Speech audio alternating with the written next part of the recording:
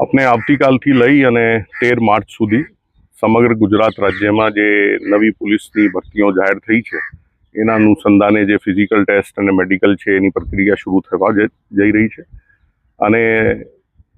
એના ભાગરૂપે ભરૂચ ગ્રાઉન્ડમાં પણ ભરૂચ પોલીસ હેડક્વાર્ટરના ગ્રાઉન્ડમાં આ વ્યવસ્થા કરવામાં આવી છે। એમાં દરરોજ મોટી સંખ્યામાં ઉમેદવારો ટેસ્ટ આપવા માટે આવવાના છે। એના ભાગરૂપે અમે આજે હું બડોદાથી આવીને એની સમીક્ષા કામગીરી કયા પ્રકારની વ્યવસ્થા કરવામાં આવી છે, શું અહીંયા ફેસિલિટીની જરૂરત છે, શું ફેસિલિટી ઊભી કરવામાં આવી છે, જે અમારી એસઓપી છે એ મુજબ તમામ વસ્તુ પૂર્ણ થઈ ગઈ છે કે કેમ, અને જે ગ્રાઉન્ડ ઇન્ચાર્જ છે યાદવ સાહેબ એમની સાથે અને ભરૂચ એસપી જે એમને સપોર્ટ કરવાના છે એને એક સમીક્ષા કરવામાં આવી છે। ગ્રાઉન્ડની પરિસ્થિતિ જોવામાં આવી છે અને આખા પ્રોસિજર જે છે એ એકદમ કોઈ પણ પ્રકારના વિઘ્ન વગેરે પૂર્ણ થાય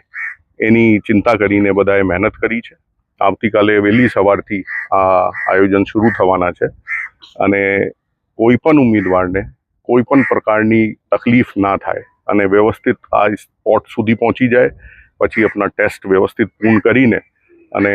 આરામથી પરત જઈ શકે એની પણ ચિંતા પોલીસે કરીને અને તૈયારી કરી છે। સર, ઉમેદવારોની રહેવાની વ્યવસ્થામાં પછી હોટલ ચાલકોને પણ કોઈ તકલીફ એમાં અલગ અલગ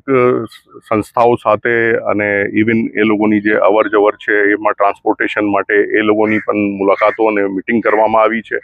દરેકને અલગ અલગ સ્પોટ ઉપર ગાઈડ કરવા માટેના માર્ગદર્શક